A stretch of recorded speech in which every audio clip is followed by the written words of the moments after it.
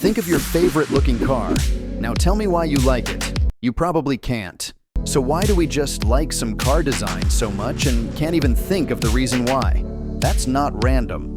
That's your brain reacting to aesthetic alignment, a perfect mix of symmetry, proportion, and balance.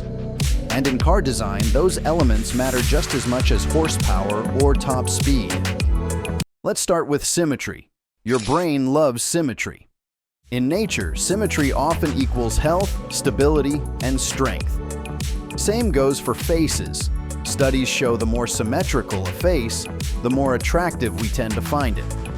So when a car is perfectly balanced from left to right, grille lines, headlight shapes, taillight spacing, it feels trustworthy, clean, cohesive. Now add proportion to the mix.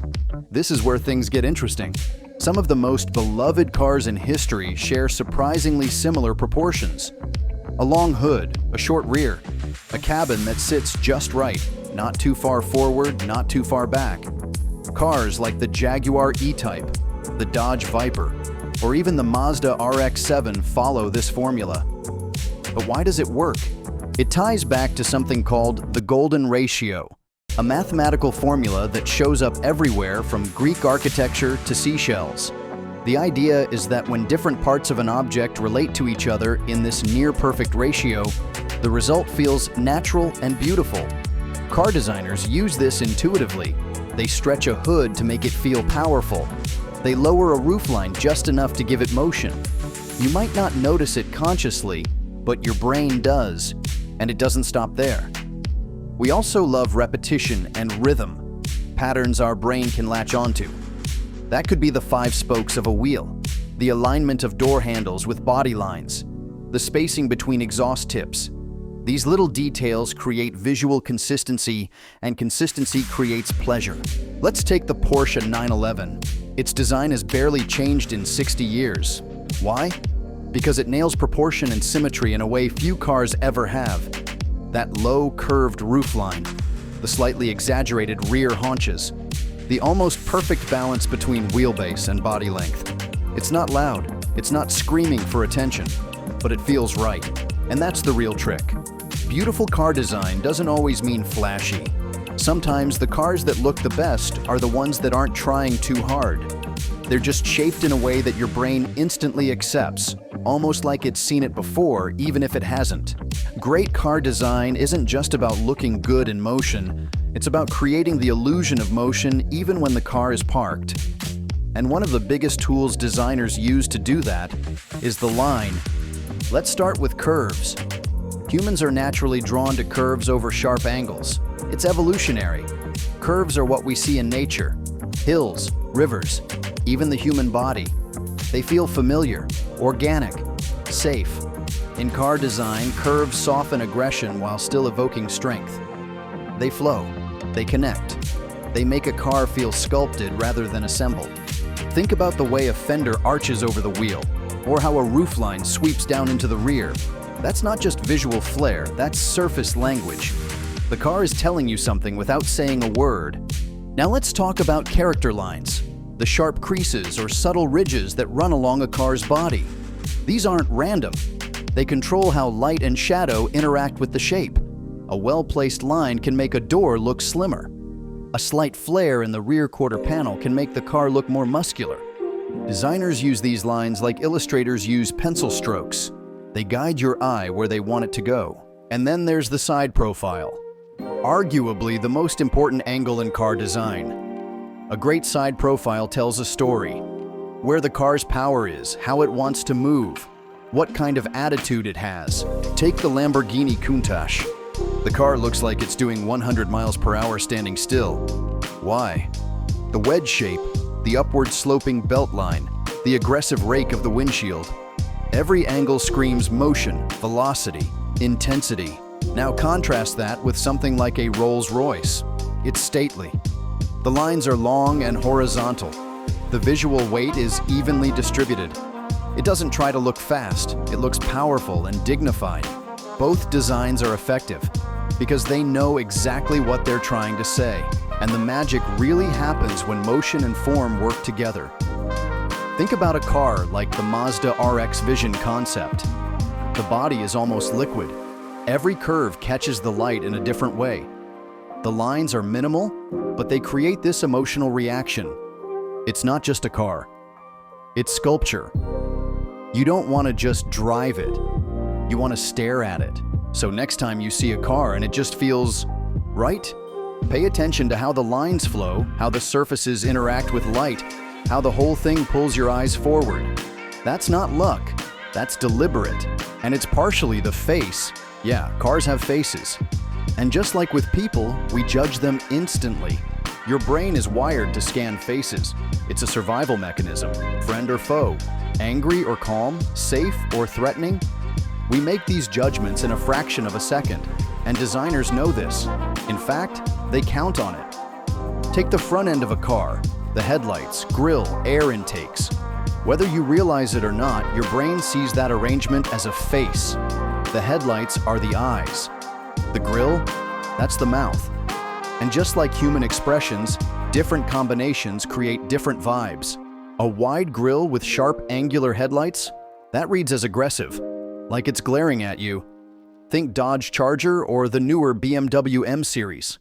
That design says, move.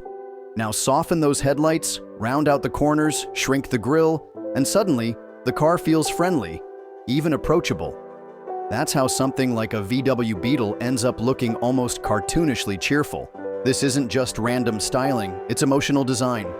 Automakers use facial expression cues to tell you what the car is about. A sports car wants to look serious, fast, and maybe a little dangerous. A family SUV wants to feel safe, calm, dependable. And it's not just about looks, it's branding. Think of how you can recognize a Jeep, even at night, just from the headlights and grille. Or a Lamborghini with its slanted, scowling light signature. These faces become part of the car's identity, but the psychology goes deeper. Studies have shown that we assign personality traits to cars based on their face.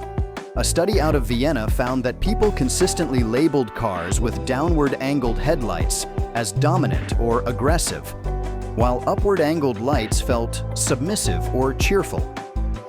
You're not just looking at a car, you're feeling it instantly, and you're forming opinions about what kind of experience it offers. It's why some cars intimidate you, others invite you in, and some make you fall in love before you've even turned the key.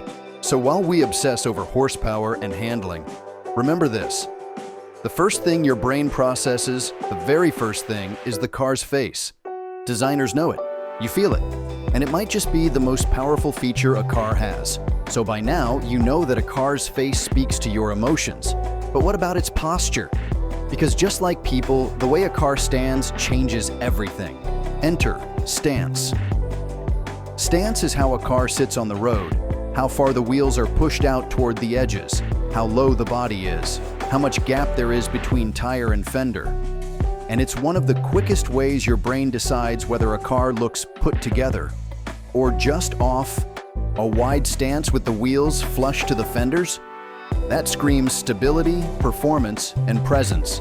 It makes the car look planted, like it's gripping the road even when it's standing still. That's why sports cars sit low and wide, while economy cars often look narrow and top-heavy. One looks like it's about to launch. The other looks like it's trying to save gas. Now let's talk about wheel fitment. A surprisingly emotional detail. Oversized wheels with tiny tires can make a car look ridiculous. But get it right? Just the right size, just the right amount of poke, and suddenly the car looks sharper, more confident. Like it knows it's being watched. That's because wheels act like the shoes of a car. They either complete the outfit or ruin it. 5-spoke, mesh, turbine, deep dish. Each style gives the car a different personality.